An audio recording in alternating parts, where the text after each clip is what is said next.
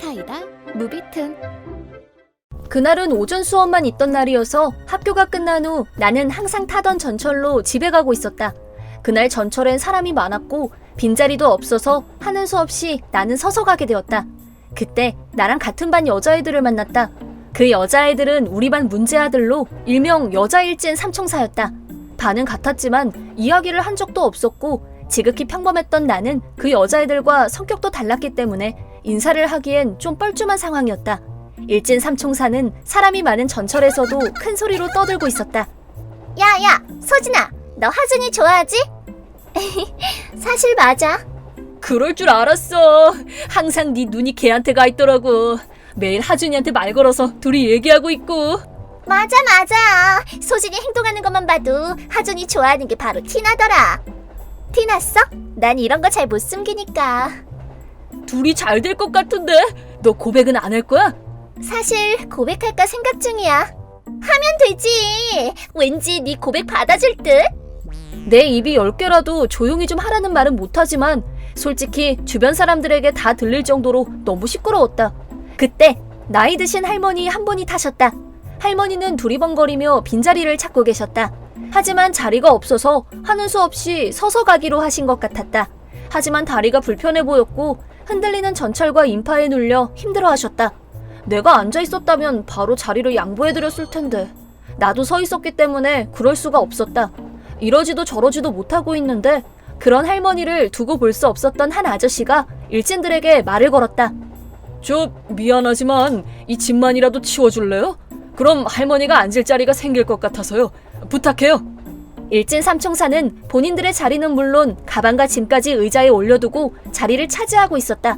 그 아저씨의 말대로 짐과 가방을 치우면 할머니가 앉을 자리는 충분히 있었다. 하지만 일진들은 무척 짜증난다는 얼굴로 네? 우리가 먼저 앉았는데 자리를 어떻게 쓰던 우리 마음이죠. 맞아. 할머니는 우리가 알 바 아니죠. 완전 짜증나네. 뭐야 이 아저씨. 기분 더럽게. 사실은 할머니 도와주는 척하면서 우리한테 작업 가는 거 아니야? 일진들은 아저씨의 선의를 비웃고 무시하다가 다시 자기들끼리 제잘거리며 떠들기 시작했다. 할머니도 아저씨에게 미안해하며 나는 괜찮아요 라고 말했지만 얼굴에는 힘들어하는 모습이 역력했다. 다음 역에 자리가 생길 수도 있었지만 안 생길 수도 있었다. 자리를 양보해달라는 것도 아니고 짐만 좀 치워달라고 한 것뿐인데. 있잖아, 겉보다 하준이한테 여친이 있을까? 내가 살짝 떠봤는데 없다 그랬어. 대박! 그건 그냥 고백하라는 거 아니야? 그치, 확 고백해버릴까? 너랑 하준이가 사귀면 완전 훈남훈녀 커플 될 듯. 진짜? 일진들의 목소리는 주변 사람들을 찌푸리게 할 정도였고 전철 안은 일진들의 목소리로 쩌렁쩌렁 울렸다. 그때 학생 한 명이 그 3명에게 다가갔다. 그 학생은 일진들이 말했던 그리고 학교에서도 훈남으로 유명한 하준이었다. 뭐야? 하준이? 대박! 지금 우리 이야기 다 들은 거야? 어떡해, 너무 쪽팔려. 야, 그냥 말해버려. 딱 좋다. 좀 가만히 좀 있어봐. 여기보다 더 조용한 데서 사귀고 싶단 말이야. 일진 삼총사는 이미 하준이가 고백을 받아준다는 전제를 깔고 지들끼리 북치고 장구치고 있었다. 하지만 그 순간 하준이는 그 3명을 향해 화난 목소리로 말했다. 니들이 무슨 착각을 하든 내 알 바 아닌데 일단 이 짐부터 치워. 짐 말이야. 할머니가 힘들어하시잖아. 겉보다 니들은 고등학생 주제에 공공예절도 몰라? 전철에서 큰 소리로 떠들고 사람 많은 전철에서 자리도 못 쓰게 하고 주의를 받고도 무시하고 그게 할 짓이냐? 미안해. 짐 빨리 치울게. 방금 아저씨가 말했을 때는 짐을 치울 생각도 안 하던 일진들은 하준이가 한마디 하자마자 바로 짐을 치웠다. 응, 하준아 자리 만들었어. 미안해. 소진이는 하준이에게 잘 보이고 싶었는지 하준이의 눈치를 보며 내리깐 목소리로 말했다. 왜 나한테 사과하냐? 차갑게 소진이를 내려다보던 하준이는 할머니를 비워진 자리로 모셔왔다. 여기 앉으세요. 미안해요. 정말 고마워요. 할머니는 온화한 미소를 지으며 자리에 앉았다. 나도 자리에 앉은 할머니를 보니 마음이 놓였다. 그 후 하준이는 곧바로 겉보다 난 너같이 이기적인 애랑은 사귈 마음이 1도 없어 라며 소진이를 향해 폭탄 발언을 했다. 뭐? 하준이의 말에 일진 삼총사는 충격을 받은 듯 순간 굳어버렸다. 하준이를 좋아하는 소진이는 아니야, 하필 오늘 짐이 너무 무거워서. 라고 변명을 해댔지만 오늘 학교 오전 수업밖에 없었는데? 뭐가 그렇게 무거워서? 그게... 미안한데 이제 학교에서 나 봐둬. 말 걸지 마라. 하준아, 제발 그러지 마.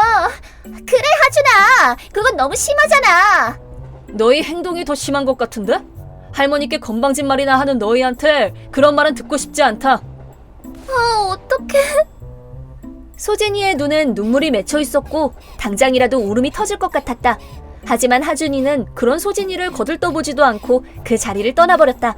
전철 안이 쩌렁쩌렁 울릴 정도로 하준이 얘기를 하며 사기네 만에 김칫국부터 마셔놓고 정작 사람들 다 보는 데서 대놓고 차이자 결국 부끄러움을 참지 못하고 3명 다 다른 차량으로 도망가 버렸다. 그 모습을 보고 있던 주변 사람들은 일진들이 사라지자 키득거리며 웃어댔다. 다음 날 학교에 가자 반 애들은 하준이에게 고백했다가 대차게 차인 소진이의 이야기를 하고 있었다. 아무래도 그 전철한 인파 속에 섞여 있었던 우리 반 애들도 그 상황을 모두 지켜보고 있던 모양이었다. 그렇게 큰 소리로 떠들었으니 당연히 다 들을 수밖에. 그 일진들은 학교에서도 문제만 일으키는 애들이었고 반 애들을 무시하고 대놓고 괴롭힌 적도 있었다. 소진이도 자기 혼자 소설 쓰다 결국 차인 게 쪽팔렸던 모양인지 그 얘기를 듣자마자 교실을 뛰쳐나갔다. 사실 소진이는 얼굴도 꽤 예쁘게 생겨서 자기가 고백하면 넘어올 거라고 자신만만했던 것 같았다. 하지만 남녀 할 것 없이 반 애들은 찌질하다는 둥, 짜증난다는 둥 소진이의 뒷담화를 하게 됐다. 그 후 일진의 나대기 좋아했던 소진이에게는 전철에서 역대급으로 차인 찌질한 일진이라는 꼬리표가 붙었고 복도를 걷기만 해도 애들한테 비웃음 당하는 학교 생활을 보내게 되었다.